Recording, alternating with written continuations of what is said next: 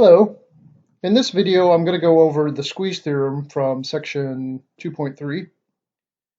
So the squeeze theorem says, assume the functions f, g, and h satisfy the condition that f of x is less than or equal to g of x, which is less than or equal to h of x, for values of x near a, except possibly at a. If the limit of f of x as x approaches a is equal to the limit of h of x as x approaches a, which is equal to L, then the limit of g of x as x approaches a is also equal to L. Okay, so let me show you a picture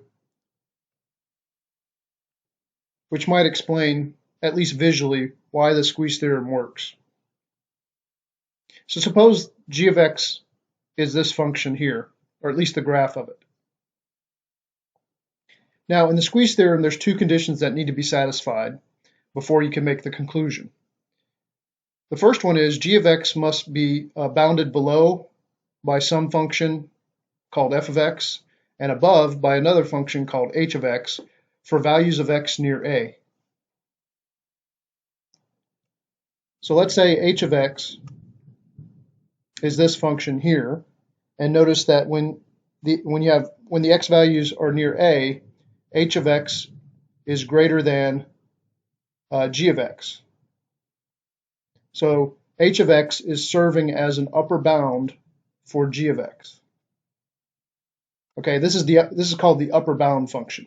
We also need to find a lower bound function for g of x for x values near a.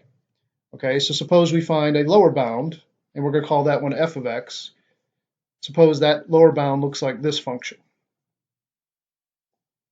And again, notice that f of x is less than g of x for all values of x near a. So we have satisfied this first condition. Okay. In other words, g of x is we have found two functions where g of x is trapped between those two functions for all the x values near a. Now, the second condition we need to satisfy is we need to show that the limit of f of x and the limit of h of x as x approaches a, we need to show that those two limits are equal to the same number, namely L. Whatever that number is, we're calling it L, but we need to show that those two limits are equal to the same number, okay, which we're going to call L. Now, I think you can see from this diagram that as x gets close to a, both of these functions, right, h of x and f of x, are both approaching L, a y value of L. Okay, so from this diagram, I think you can see that these two limits are both equal to the same thing, right, namely L. And so if you think about it, if g of x is trapped between these two functions, and both of these functions are getting closer to L as x is getting closer to a, then that would mean g of x would have to get closer to L as x gets closer to a, since g of x is trapped between the two functions for x values near a. Okay, so that's why the squeeze theorem works, at least a visual sort of argument for the squeeze theorem. Okay, so having said that, let's apply the squeeze theorem. So let's look at example 9. So we're supposed to use the squeeze theorem to verify that this limit is equal to 0. Now, typically, we use the squeeze theorem in a lot of cases where we're trying to find the limit of a trig function. It's very useful for finding limits of trig functions. And now remember, there's two conditions you have to satisfy to reach the conclusion of the squeeze theorem. The first is you have to find the lower and upper bound functions for g of x. And then you have to show that the limit of both of those functions are equal to the same number, L. So the hardest part of this is generally finding the lower bound and upper bound functions for g of x. But oftentimes, if you have a trig function, at least sines and cosines, we're able to manufacture the lower and upper bound functions by starting with this argument.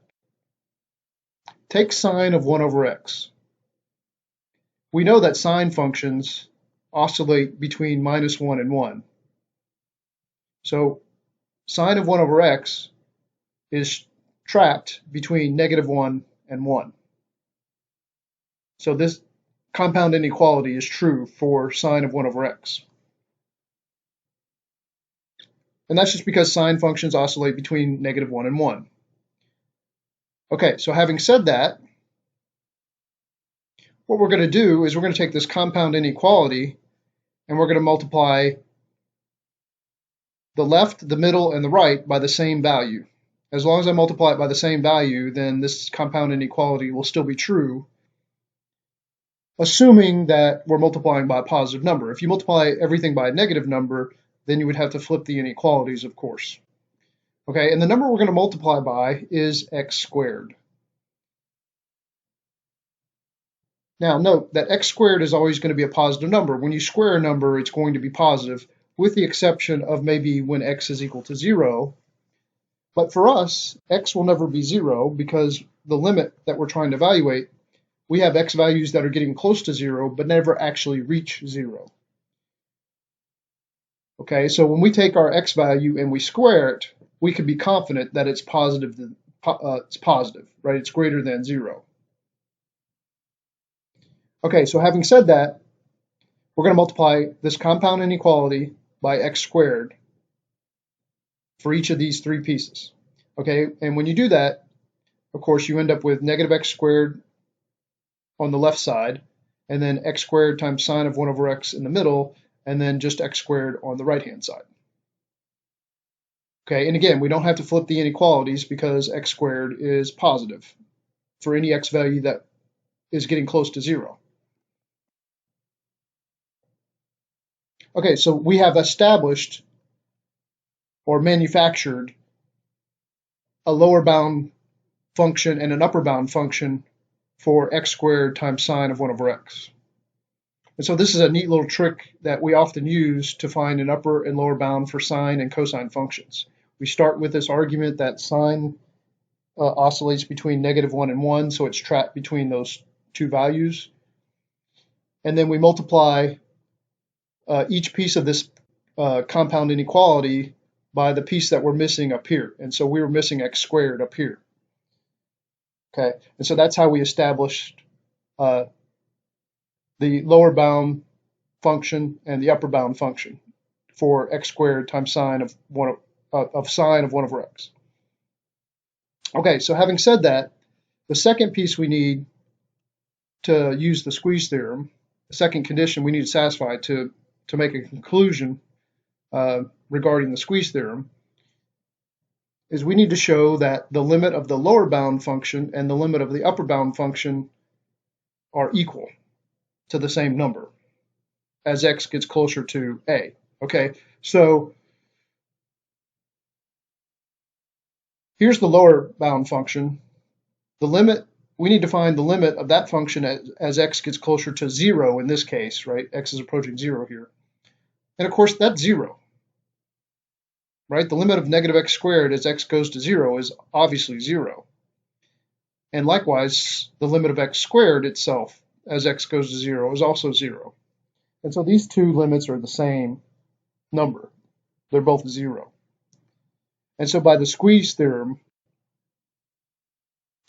that would mean the limit of x squared of sine or times sine of 1 over x as x goes to 0 would also have to be 0.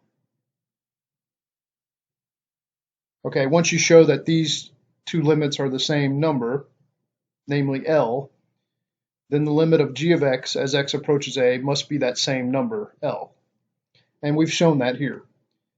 Both of these limits are 0, and so therefore the limit of this middle piece, the one that's trapped between the lower and upper bound function, must also approach 0 as x goes to 0. Okay, and so that verifies that this limit really is 0 using the squeeze theorem. Now you can see this graphically X squared times sine of 1 over x is this black graph, and you can see it oscillates up and down as you would expect with a sine function. And then x squared is this parabola, right, with a vertex at the origin, and then negative x squared would be this blue graph where it's flipped over the x-axis, right? X squared flipped over the x-axis. That's what happens when you put a minus sign in front of this function. And I think you can see from this diagram that as you get closer and closer, as x gets closer and closer to 0, that the black graph, which is the graph of this function, is trapped between the red and the blue graphs. So that really kind of shows